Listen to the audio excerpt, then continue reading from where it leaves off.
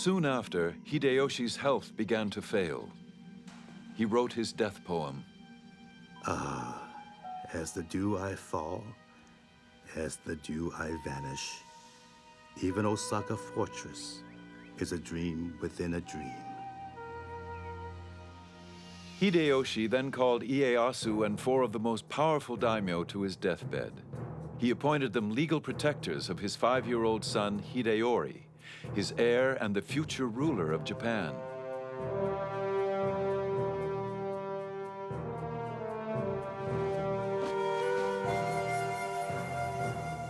Ieyasu pledged to protect the boy with his own life, a pledge that would become very difficult to keep.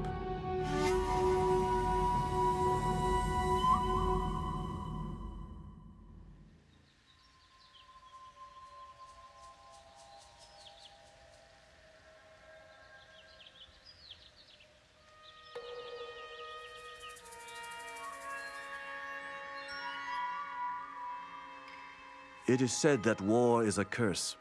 It is resorted to only when it is inevitable. However, in time of peace, do not forget the possibility of disturbances. Ieyasu was on guard.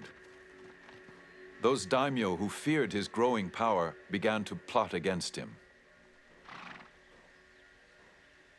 Ieyasu's territory now extended throughout most of Japan. He was determined to maintain his holdings and expand his base of power.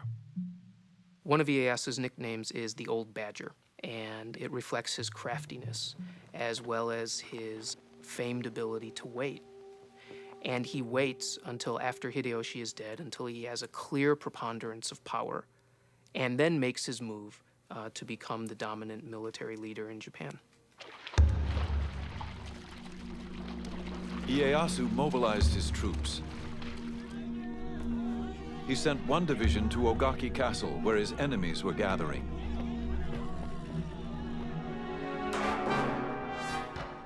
When the battle began, women and children rushed to safety. Ieyasu sent a large force to lay siege to the castle, and they fought day and night.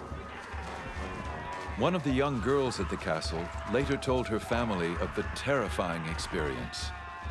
Mothers, concubines, and daughters all stayed in the tower and cast bullets.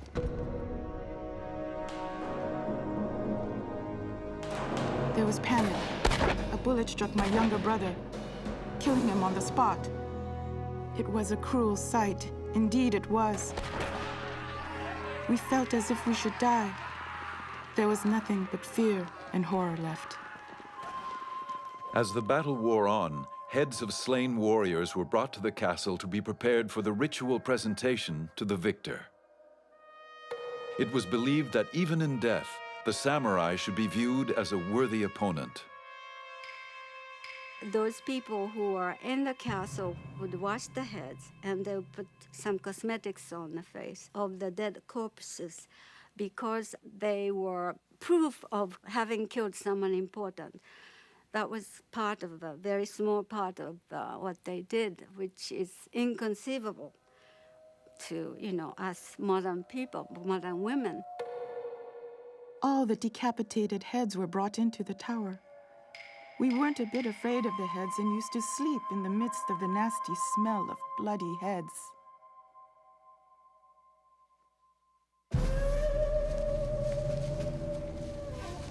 Victorious at Ogaki Castle, Ieyasu's troops now pursued the rebellious daimyo and their armies. They faced off in a narrow valley just west of the village of Sekigahara. This would be the battle that changed the course of Japanese history. Ieyasu set up his command post atop a hill overlooking the valley, waiting through the night for the rest of his armies to arrive. At dawn, Ieyasu's attendant physician hastily noted in his journal, "Slight rain. Dense fog in the mountain valley. Can't see. Barely made out enemy banners. On horseback, Lord Ieyasu made out their positions. Estimate distance at 2.5 miles. Ieyasu was outnumbered, with only 50,000 troops challenging his enemy's 80,000. He waited for his son to arrive with reinforcements.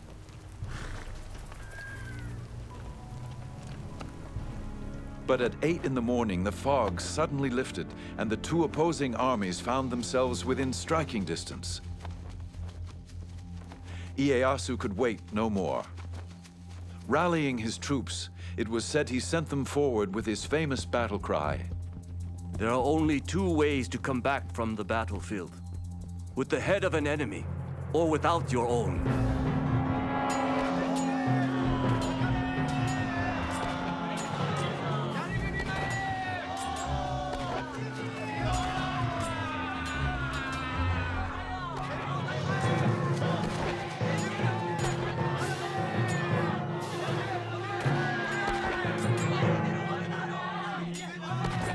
Ieyasu watched as his troops faced what seemed insurmountable odds.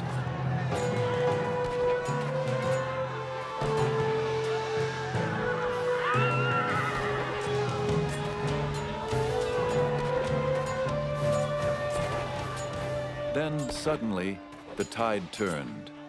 Several enemy daimyo and their armies, convinced of Ieyasu's ultimate victory, defected and joined Ieyasu's forces.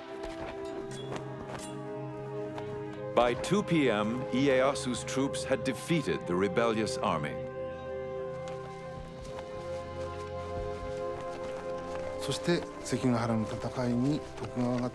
Tokugawa's victory at Sekigahara brought an end to the warring states and signaled the beginning of a new era. That's the significance of the Battle of Sekigahara. In recognition of Ieyasu's power, the emperor awarded him the title of Shogun, the barbarian-subduing generalissimo. Tokugawa Ieyasu now had the authority to rule Japan in all military matters.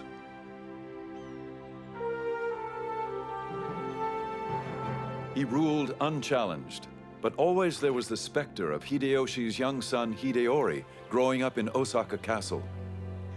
Ieyasu had sworn with his life to protect the boy who could someday lay claim to all Ieyasu had won.